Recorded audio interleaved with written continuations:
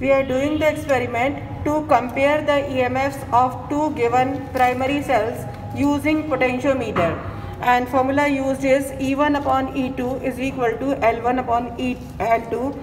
E1 is the EMF of one of the cell, EMF of another cell is E2, L1 is balancing length for cell E1, L2 is balancing length for cell E2.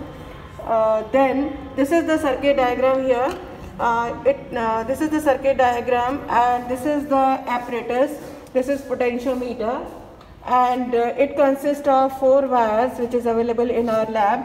It is both side scale, 0 in left hand side and right hand side it is 100, and here right hand side 0 and left hand side 100 is there. Now we have to make the connections as shown in the diagram. So all the positives will be connected from starting point. So I'll take this wire and I'll connect the positive. I'll connect the this point.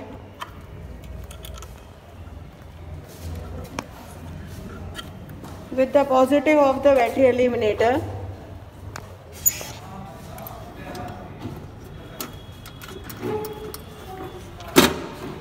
Now positive of Lagrange cell is connected. This is the carbon rod which acts as the positive terminal for the Lagrange cell. Electrolyte filled in the Lagrange cell is ammonium chloride. It is connected with this point. That means all the positives of all the cells are connected at one point. Again, this point is connected with the positive of dry cell. This is the dry cell. It's written here positive, and this is the carbon rod. So I'll connect the positive of the dry cell here, and negative of the battery eliminator is connected to the rheostat. So negative is this one, black one is negative. This is connected to the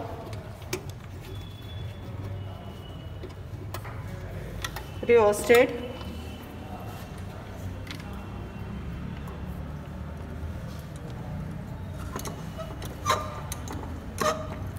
Now another end of the rheostat is connected to the last point of the potentiometer. So this point, this is the variable point. So this is connected to the, this is negative, this fixed point is connected, variable end is connected to point Q. So this is the point Q, and negative of these two cells are connected with two-way key. As you can see here, negative of this cell is connected here to the key, and this is also connected to key, and that is the two-way key. So negative of this cell connected to the one end of the two-way key. So if I want to connect this cell, dry cell, then I'll insert this plug, and then circuit will be closed circuit. And now negative of this cell, which is the zinc rod, this will be connected with the two-way key, and now midpoint is connected. This point will be connected to the galvanometer.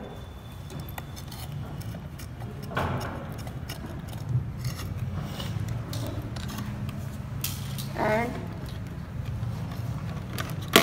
galvanometers, this point is connected to the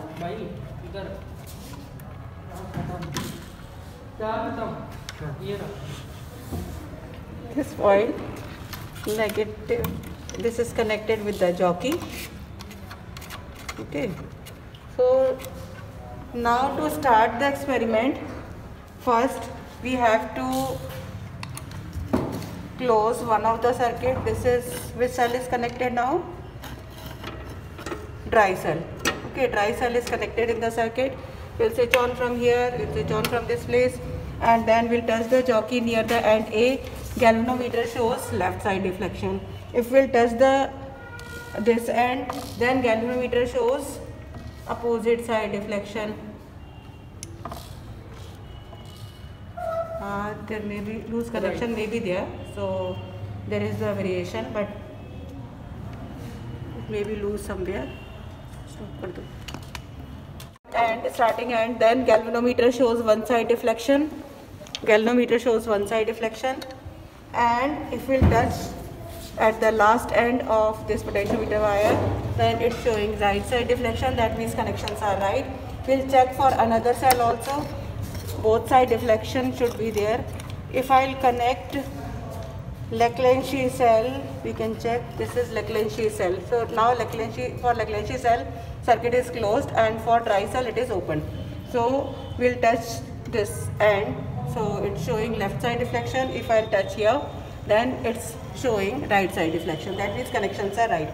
So now we'll find out zero deflection. So how we can find zero deflection? First we'll touch at left hand side deflection, then last end of the first wire again left, and then starting point of second wire left side deflection, last point left side deflection, third wire starting point left deflection, third wire end point right deflection. That means our null point will lie on third wire.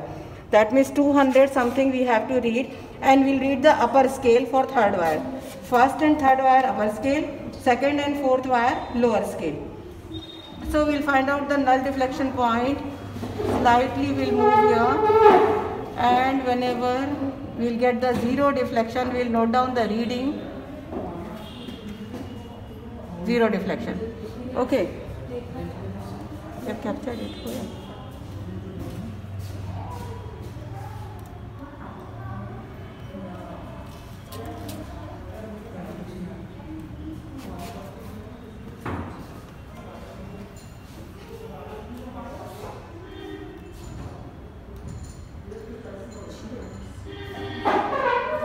So its reading is 248. Reading is 248. We'll note down the reading in this. We'll note down the reading for this is dry cell. Which one? Leclanché, no? For Leclanché cell, we'll note down the reading, and it is 200 something to be RF. And then we'll connect this cell. Now dry cell is connected here. We'll find the null deflection point. First wire left deflection, then here first wire end of this wire left deflection, second wire starting point left deflection, second wire last point left deflection, third wire starting point left deflection, third wire end point left deflection, fourth wire left deflection starting point, and last point right deflection. That means null deflection will lie on fourth wire. So we will find out, and we have to read lower scale for this fourth wire.